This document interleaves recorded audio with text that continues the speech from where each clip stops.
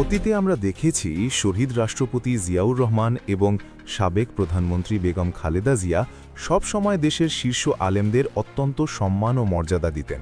দেশের যে কোনো গুরুত্বপূর্ণ সংকট বা গঠনমূলক কাজে তারা আলেমদের পরামর্শ নিতেন এবং তাদের দিক নির্দেশনাকে গুরুত্বের সাথে বিবেচনা করতেন। সেই ধারাবাহিকতা বজায় রেখে বর্তমান প্রধানমন্ত্রী তারেক রহমানও আলেম সমাজের প্রতি গভীর সম্মান প্রদর্শন করছেন। তিনি বুঝতে পেরেছেন যে দেশের আপামর জনসাধারণের সাথে আলেমদের যে নিবিড় সম্পর্ক রয়েছে তা দেশের উন্নয়নে কাজে লাগানো সম্ভব। সম্প্রতি তিনি দেশের শীর্ষস্থানীয় এবং জনপ্রিয় আলেমদের আমন্ত্রণ জানিয়েছিলেন দেশের সার্বিক উন্নয়ন এবং বিশেষ করে দারিদ্র্য বিমোচনে তাদের পরামর্শ শোনার জন্য। এই আমন্ত্রিত অতিথিদের মধ্যে অন্যতম ছিলেন বর্তমান সময়ের সবচেয়ে জনপ্রিয় এবং গ্রহণযোগ্য আলেম শায়েখ আহমদুল্লাহ। শায়েখ আহমদুল্লাহ এই বৈঠকে এমন কিছু যুগান্তকারী এবং বাস্তবসম্মত পরামর্শ দিয়েছেন যা যদি সরকার সঠিকভাবে বাস্তবায়ন করে তবে বাংলাদেশের অর্থনীতির চেহারা পুরোপুরি বদলে যেতে পারে।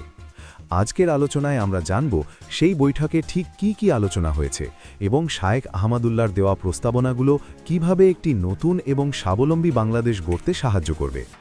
প্রধানমন্ত্রীর আমন্ত্রণে সাড়া দিয়ে শায়েখ আহমদুল্লাহ যখন বৈঠকে অংশ নেন তখন আলোচনার মূল কেন্দ্রবিন্দু ছিল জাকাত ব্যবস্থাপনা। ইসলামী অর্থনীতিতে জাকাত কেবল একটি ধর্মীয় ইবাদত নয়, বরং এটি সমাজের অর্থনৈতিক বৈষম্য দূর করার সবচেয়ে কার্যকর হাতিয়ার। শায়েখ আহমদুল্লাহ প্রধানমন্ত্রীকে জানান যে আমাদের দেশে প্রতি বছর বিপুল পরিমাণ জাকাত আদায় হয়, কিন্তু তার কোনো সুশৃঙ্খল ব্যবস্থাপনা নেই। মানুষ বিচ্ছিন্নভাবে যার যার মতো করে জাকাত দেয়। কেউ শাড়ি লুঙ্গি বিলি করে, কেউ বা সামান্য কিছু নগদ অর্থ গরিব মানুষের হাতে তুলে দেয়। এই সাময়িক সাহায্য দিয়ে একজন মানুষের হয়তো কয়েকদিনের খাবার জোটে, কিন্তু তার দারিদ্র্য চিরতরে দূর হয় না। প্রধানমন্ত্রী তারেক রহমান অত্যন্ত মনোযোগ দিয়ে এই বাস্তবতা উপলব্ধি করেন এবং শায়েখ আহমদুল্লাহর কাছে জানতে চান কিভাবে এই বিপুল পরিমাণ জাকাতের অর্থকে আরও কার্যকরভাবে দেশের দারিদ্র্য বিমোচনে কাজে লাগানো যায়। তিনি একাডেমিকভাবে এবং পদ্ধতিগতভাবে জাকাত ব্যবস্থাপনার মডেল নিয়ে আলোচনা করার জন্যই মূলত শায়েখ আহমদুল্লাহকে ডেকেছিলেন। এই পর্যায়ে শায়েখ আহমদুল্লাহ তার প্রতিষ্ঠিত আস-সুন্নাহ ফাউন্ডেশনের একটি অভাবনীয় সাফল্যের চিত্র প্রধানমন্ত্রীর সামনে তুলে ধরেন। আস-সুন্নাহ ফাউন্ডেশন গত ৬-৭ বছর ধরে অত্যন্ত সুশৃঙ্খলভাবে জাকাতের অর্থ সংগ্রহ এবং বিতরণ নিয়ে কাজ করছে। তারা গতানুগতিক ধারায় জাকাত বিতরণের পরিবর্তে একটি স্থায়ী সমাধানের পথে হেঁটেছে।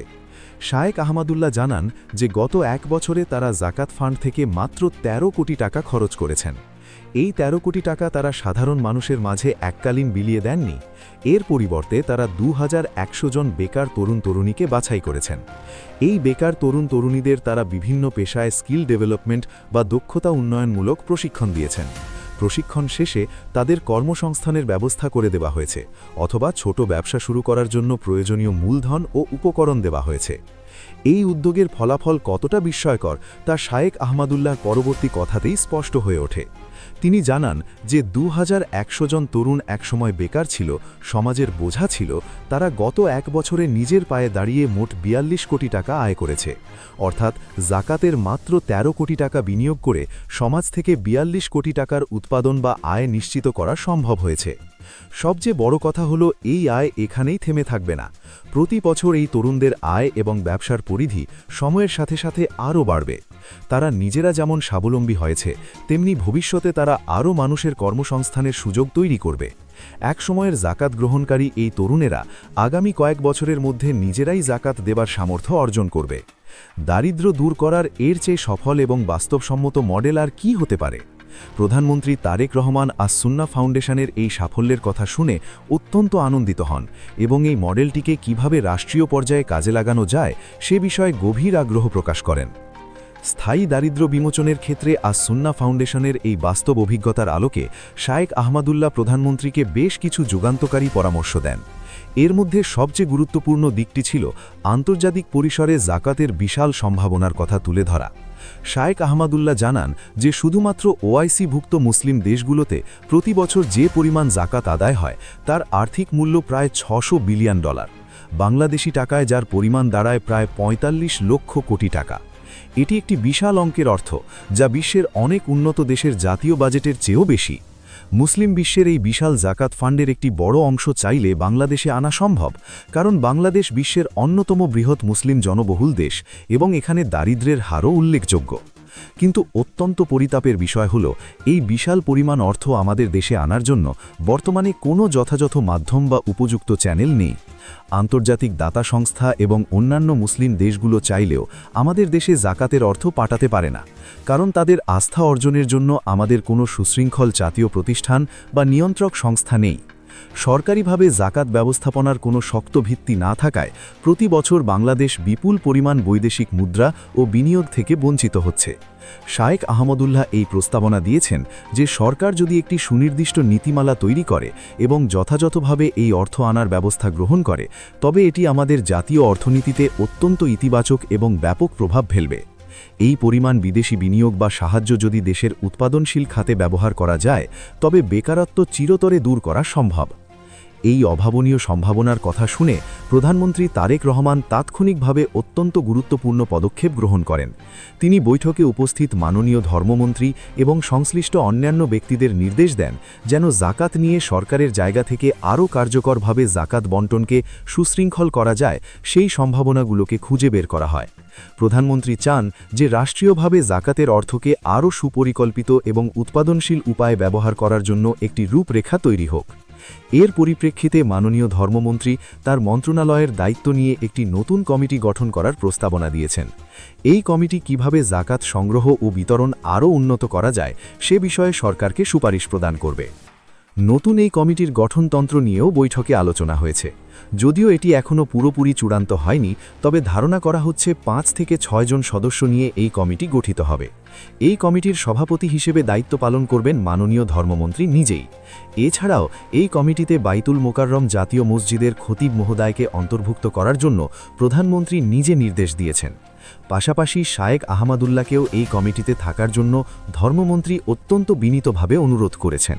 শায়েখ আহমদুল্লাহ শুরুতে নিজের ব্যস্ততা এবং অন্যান্য বিজ্ঞ আলেমদের কথা উল্লেখ করে এই দায়িত্ব কিছুটা এড়িয়ে যেতে চেয়েছিলেন, কিন্তু প্রধানমন্ত্রীর একান্ত অনুরোধে তিনি হয়তো এই কমিটিতে থাকবেন বলে সম্মত হয়েছেন। এই কমিটির আরেকজন গুরুত্বপূর্ণ সদস্য হবেন দেশ অথবা দেশের বাইরের কোনো একজন ইসলামী অর্থনীতি বিশেষজ্ঞ। এই সব বিজ্ঞ ব্যক্তিবর্গ মিলে একটি সুনির্দিষ্ট প্রস্তাবনা তৈরি করবেন। এখানে একটি অত্যন্ত গুরুত্বপূর্ণ বিষয় পরিষ্কার করা প্রয়োজন। এই প্রস্তাবনা অনুযায়ী সরকার দেশের সব নাগরিকের কাছ থেকে বাধ্যতামূলকভাবে জাকাত সংগ্রহ করবে, ব্যাপারটি মোটেও এমন নয়। বর্তমান ব্যবস্থায় সাধারণ মানুষ যেভাবে যার যার ইচ্ছামতো ব্যক্তি বা প্রতিষ্ঠানকে জাকাত দিচ্ছে, সেটা স্বাভাবিকভাবেই চলবে। পাশাপাশি আস-সুন্নাহ ফাউন্ডেশন সহ অন্যান্য যেসব চ্যারিটি প্রতিষ্ঠান বর্তমানে জাকাত সংগ্রহ এবং বিতরণের কাজ করছে, তারাও স্বাধীনভাবে তাদের কার্যক্রম চালিয়ে যাবে। তবে শায়েখ আহমদুল্লাহর মূল প্রস্তাবনা ছিল যে সরকার এখানে একটি নিয়ন্ত্রক সংস্থা হিসেবে কাজ করবে। সরকার কিছু সুনির্দিষ্ট নীতিমালা বা পলিসি তৈরি করে দেবে। সরকারের এই নীতিমালার মূল উদ্দেশ্য হবে বিভিন্ন প্রতিষ্ঠানগুলো যে জাকাতের অর্থ সংগ্রহ করছে তার সঠিক ব্যবহার নিশ্চিত করা। যখন সরকারের নজরদারি থাকবে, তখন প্রতিটি প্রতিষ্ঠান আরও স্বচ্ছভাবে কাজ করতে বাধ্য হবে। এই প্রতিষ্ঠানগুলোর মধ্যে কে কতটা কার্যকরভাবে জাকাত বিতরণ করছে, কে কত বেশি বেকার মানুষকে স্বাবলম্বী করতে পারছে, তা নিয়ে একটি সুস্থ প্রতিযোগিতার পরিবেশ তৈরি হবে।